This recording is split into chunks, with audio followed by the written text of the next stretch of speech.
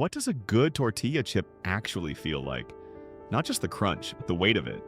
The way it holds up when you load it with guac and it doesn't bow, bend, or shatter halfway to your mouth.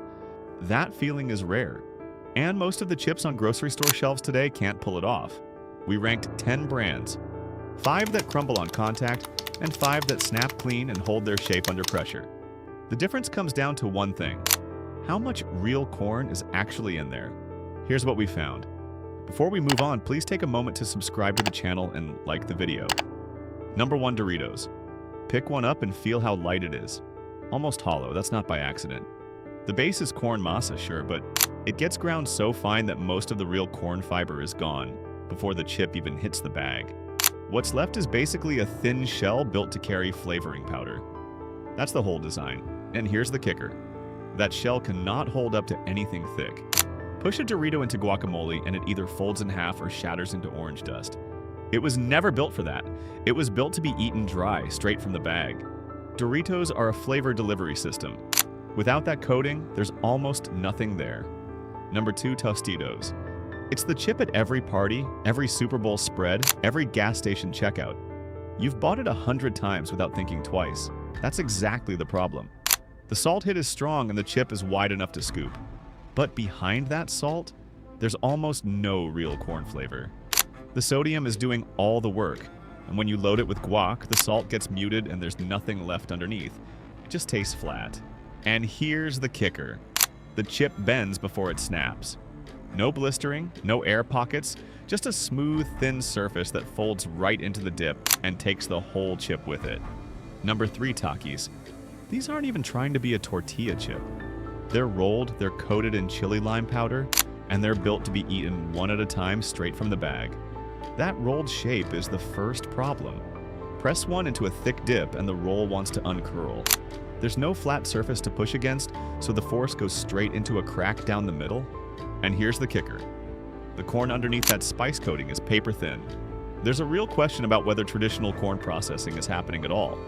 The chip is too brittle for that kind of density. Your mouth is too busy on fire to even notice.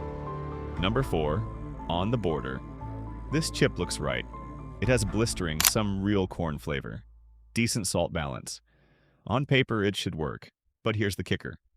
Open a bag and you're playing chip roulette. Some are thick enough to hold a full scoop of guac. Some snap the second you apply any pressure at all.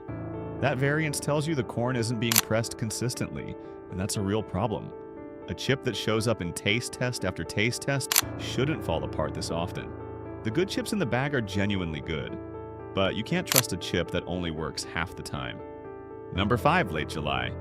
The bag looks great. Organic corn, simple ingredients, clean design. You pick it up and feel good about yourself. That feeling is the whole product. Here's the kicker.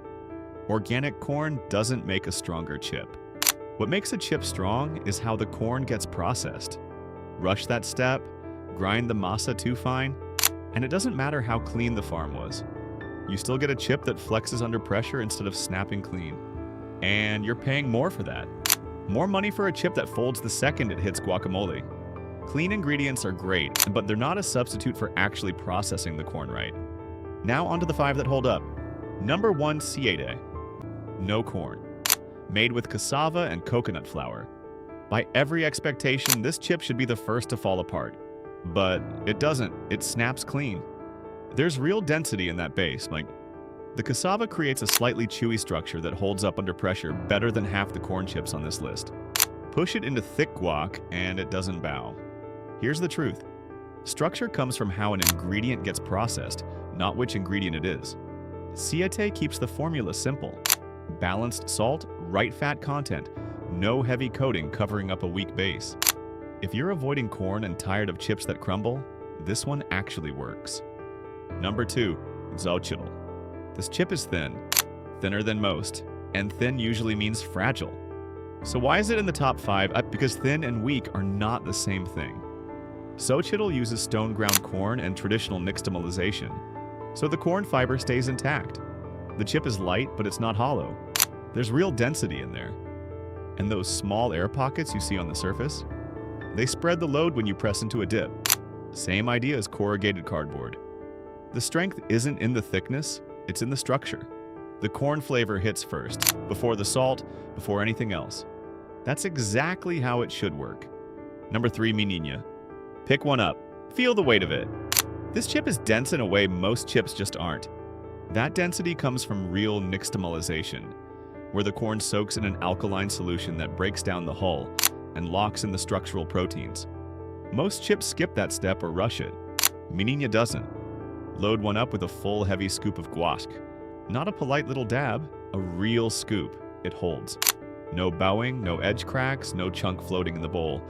And the corn flavor is right there, clean and forward. No heavy salt burying it. That's what you're actually paying for. Number 4, Garden of Eden. This one flies under the radar, and that's a shame. It uses whole grain corn and keeps the process close to traditional. The cut is slightly thicker than societal, and the surface is rough. Not smooth and pressed flat like the chips that keep failing you. That roughness means the mesa wasn't overprocessed. The natural fiber is still in there doing its job. And here's the kicker. That texture actually grabs the dip and holds it. No sliding, no flexing, no chip disappearing into the bowl. The corn flavor is earthy and real, not as clean as Mi Niña, but honest. Most people walk right past this one every single time. Number 5, Santitas. Cheapest chip on this list, and somehow one of the most reliable. Same parent company as Tostitos, but where Tostitos leans on salt and surface area, Santitas goes thick. The press is firmer, the corn density is higher, and the corn flavor actually shows up. Look at the blistering. Those bubbles are consistent and visible across the whole chip. That tells you it was cooked fast at high heat, trapping steam inside the mesa and building a layered structure that holds under pressure. The salt runs a little high when you eat them dry, but pair them with thick guac and everything balances out. Price has nothing to do with how a chip holds up. Here's the truth. Most chips on that shelf are built around the coating, not the corn.